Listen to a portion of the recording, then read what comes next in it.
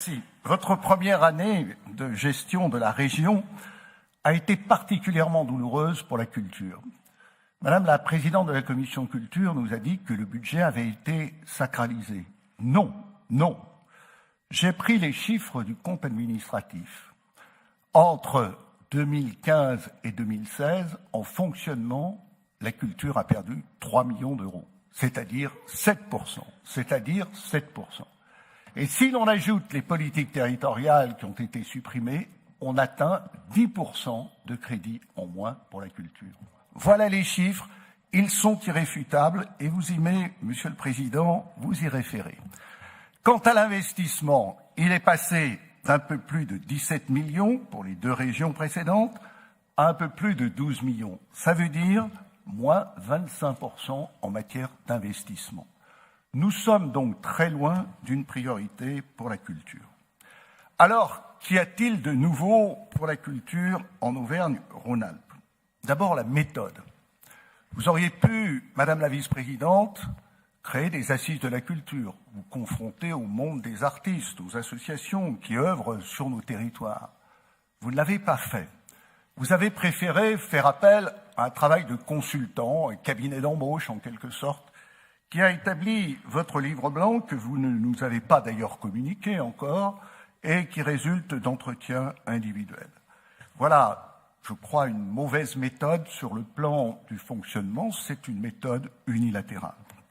Et puis vous avez supprimé les comités d'experts. Cela permettait pourtant de recueillir des avis, de décider en meilleure connaissance, d'éviter l'accusation d'arbitraire. Vous avez supprimé les groupes de travail qui permettaient l'expression des différentes sensibilités de notre Assemblée. Vous en êtes remis à des élus référents, tous de votre majorité, et chargés d'évaluer l'utilisation des subventions publiques sur leur territoire. Et puis, principale innovation, en 2017, vous avez créé un fonds d'intervention culturelle. Alors, dans votre campagne impitoyable pour la maîtrise des dépenses publiques, Monsieur le Président, 500 000 euros d'inscription au budget 2017. Aujourd'hui, nous en sommes à 769 000 euros qui ont été dépensés. Une progression de 55% au milieu de l'année. Cela mériterait quand même de lutter contre le gaspillage, mais je sais très bien que ce fonds a fonctionné à plein régime à l'occasion des élections législatives, sous le concours de votre délégué personnel, Monsieur Sidbon, qui est chargé ici de la distribution des fonds. Alors j'en viens aux mots de votre délibération. Ce sont des mots convenus et souvent creux. Nous avons, en matière de culture, un texte qui est un texte désincarné et desséché. Oui, certains l'ont souligné, il y a bien ici, en Rhône-Alpes, 130 000 emplois dans le domaine culturel, plus probablement tous ceux qui sont indépendants et qui ne sont pas recensés. C'est donc un des premiers secteurs d'activité, un des premiers secteurs d'emploi, un des premiers secteurs de rayonnement. Et c'est pourquoi nous avons placé la culture au cœur des responsabilités régionales. Ce n'est plus le cas, Madame la vice-présidente. Et ce n'est plus le cas, je vais vous dire pourquoi. Tout simplement parce que vous ne faites pas confiance aux artistes, aux écrivains, aux multiples structures publiques et associatives qui œuvrent pour le développement culturel. Ceux-ci ont 3 attentes. La première attente, c'est de préserver leur liberté. Oui, Madame la présidente du Césaire, vous avez raison. Il faudrait mettre la création artistique en tête de cette nouvelle politique culturelle. Mais encore, faudrait-il en appliquer les conséquences. La création artistique est libre, proclamait la loi qui a été votée en 2016. Monsieur le Président, dans le texte qui a été remis, et puis dans votre intervention aussi, je vois une injonction qui m'a choqué. En effet, vous écrivez, pour vous, donc, la culture doit être visible et lisible. Et vous avez repris, Monsieur le Président, cette vieille distinction réactionnaire entre ceux qui sont enfermés, qui sont inaudibles, qui restent solitaires, et d'autre part la culture de masse dirigée pour le plus grand nombre.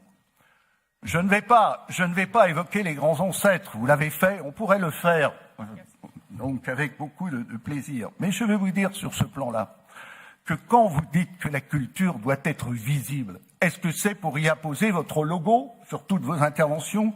Quand vous dites que la culture doit être lisible, moi je dois vous dire ici qu'à l'art, nous ne devons pas dicter sa parole. Et ça, c'est un principe fondamental que nous devons respecter dans nos politiques publiques. Monsieur le Président, rappelez-vous ce que disait Goethe, puisque vous aimez bien les citations. Il disait notre rôle, et c'était il y a 2 siècles, notre rôle, c'est de permettre que naisse ce qui ne sera peut-être accueilli que demain. Je veux dire aussi qu'il faut respecter le travail des artistes. Je vais vous demander de conclure, Monsieur Kéran. Je vais terminer. Il faut respecter le travail des artistes. Vous avez, pendant la campagne électorale, et vous avez continué ensuite, à fustiger les marionnettistes, les artistes de cirque.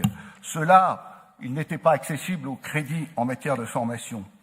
Que dire des très nombreuses protestations des compagnies de théâtre. Si vous avez la gentillesse de respecter le même temps de parole. Oui, mais Madame Marion a parlé, vous l'avez écouté avec beaucoup d'attention. De la même manière, laissez du temps supplémentaire. Donc, les compagnies de théâtre, les compagnies de danse, de lieux. Moi, j'ai ici des lettres de compagnies qui s'étonnent de la suppression de leurs subventions. Surtout si c'est pour un propos de ce niveau, mais je vous laisse conclure. Mais je vais conclure. Merci. Monsieur le Président, il faut la liberté, le respect et la reconnaissance. Et je voudrais vous dire que tout cela n'est pas dans votre délibération. Et en matière culturelle, comme dans bien d'autres domaines, je reprendrai à votre égard l'apostrophe de Philippe Noiret dans un film de Bertrand Tavernier. Monsieur le Président, dans cette région, vous avez tout cochonné.